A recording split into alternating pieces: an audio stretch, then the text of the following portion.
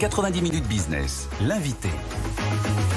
Avec nous ce midi, Jérôme Monceau, PDG et fondateur d'Enchanted Tools. On devait vous avoir en direct du salon Vivatech. Et finalement, vous êtes carrément venu sur notre plateau. On est ravis de vous retrouver.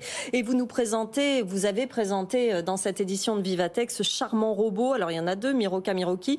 Robot d'assistance aux soignants.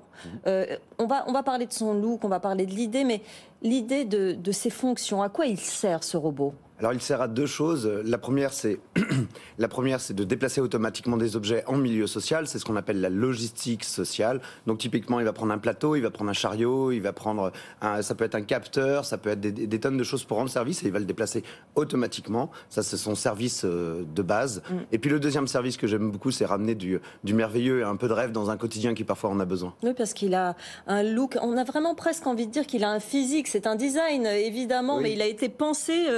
Ce physique, de quoi vous êtes parti pour l'imaginer ? Alors, on est parti des techniques de création de personnages d'animation. On travaille avec des professionnels de l'industrie du film d'animation. C'est ce qu'on appelle du character design. On a fait des dessins, on a étudié le personnage, on a étudié comment il devait être. Et l'idée, c'est que c'est un personnage d'animation, donc qui s'évade de son film d'animation pour venir dans notre réalité. Ouais.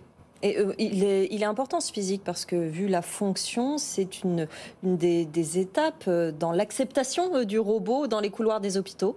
Oui, effectivement, mais je dirais que c'est un but avant tout. Le but, c'est d'apporter ce rêve, c'est d'apporter de la beauté et la fonction, c'est un moyen de faire tout ça. Alors c'est sûr que c'est très utile, c'est sûr qu'on en a besoin et on en a critiquement besoin, mais si c'est pour apporter du beau, ça vaut vraiment le coup. Oui. Alors on a vu ces tâches, ces fonctions, effectivement, c'est un besoin du personnel médical d'être épaulé spécifiquement sur ces tâches-là.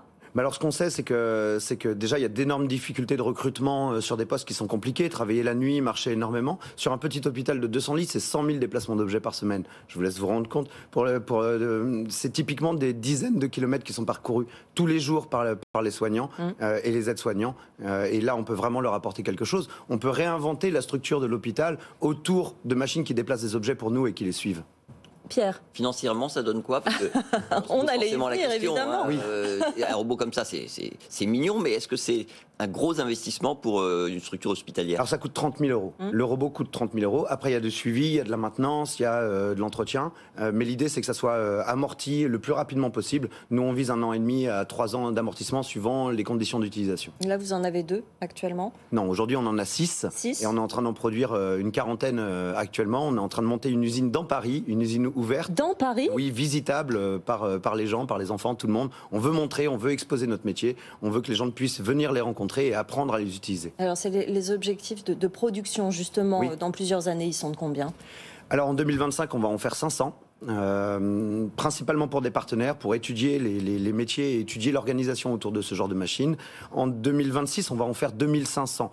Et sur 10 ans, notre but, c'est d'en faire un minimum de 100 000 unités. Oui. Vous avez déjà des hôpitaux qui l'ont demandé? Alors, on a 5 sites sur Paris avec la PHP, on a l'hôpital Tenon, la Pitié-Salpêtrière, Necker, l'Hôtel Dieu et bien sûr l'hôpital Broca. Et puis on a également l'hôpital de Montpellier qui nous a contactés parce qu'ils ont un problème quand il s'agit d'envoyer des enfants en salle de chimiothérapie. Les enfants sont les seuls à pouvoir rentrer parce que bien évidemment, il y a des rayons X et les robots peuvent accompagner cet enfant, ces enfants et donc là, c'est un super use case. Donc là, on n'est pas uniquement dans l'aide aux soignants, mais on est dans l'aide aux patients. C'est aussi de l'accompagnement du patient, bien sûr, oui. Pour financer ce robot, la fabrication, l'usine, vous venez de lever 2 millions, mais comment se passe ce financement? Est-ce que les investisseurs répondent présents? On a levé bien plus. L'une des grandes particularités, c'est qu'on a fondé l'entreprise avec 15 millions d'euros de business angel. On a été suivi par l'État à hauteur de 5 millions d'euros. On a un écosystème d'entreprises. Moi, je représente 6 sociétés aujourd'hui. Et là, on est en train de satisfaire à notre besoin de financement de l'industrialisation à hauteur de 50 millions d'euros. Oui, donc les chiffres sont importants et les investisseurs suivent. C'est quoi les difficultés quand on lance un robot comme ça? Les robots, ça vous connaît, vous faisiez ça aussi avant celui-ci. C'est quoi les difficultés aujourd'hui pour lancer ce type de produit? Bon, il y en a de nombreuses. Je dirais que dans la conception, nous, on sait faire. Ça fait 20 ans qu'on fait des robots humanoïdes, en France particulièrement, avec le robot Nao, avec Pepper, qu'on a été amené à développer. Comme l'activité a été modifiée, j'ai repris ce savoir-faire français unique. L'une des grandes difficultés qu'on a aujourd'hui, c'est justement la fabrication des usines, la mise au point des usines, parce qu'il y a tout un tas de métiers en France qui sont pas forcément là. Il y a un écosystème qui est pas forcément là, et nous, on doit le doper, et l'État doit nous accompagner à doper cet écosystème pour que ça devienne réaliste de produire des quantités comme ça, de machines aussi technologiques que des robots humanoïdes. Faire une filière française en quelque sorte, et les Américains ont pris beaucoup d'avance sur les robots médicaux.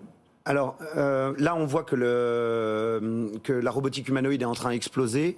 Aux États-Unis particulièrement, c'est un signe nouveau. C'était pas le cas avant. Ils se retenaient, probablement parce que les usages n'étaient pas clairs, mais les usages sont devenus clairs. Donc là, on voit Tesla, on voit Figure, on voit beaucoup d'autres sociétés aux États-Unis qui se positionnent sur cette robotique générique parce qu'elle est capable d'adresser énormément de besoins. Donc, ils se structurent aux États-Unis. En Chine et au Japon, c'est déjà là depuis un certain temps. Et effectivement, il y a des usines qui accompagnent ça sur ces deux territoires. Il faut qu'en Europe aussi, on ait des moyens de production de ce genre de machines. Et c'est une question de talent également, de former des talents en Europe. Alors c'est une question de talent. On a beaucoup de talents en France et en Europe de manière générale. Ils partent souvent à l'extérieur. Un projet comme le nôtre les capte, leur donne envie de venir.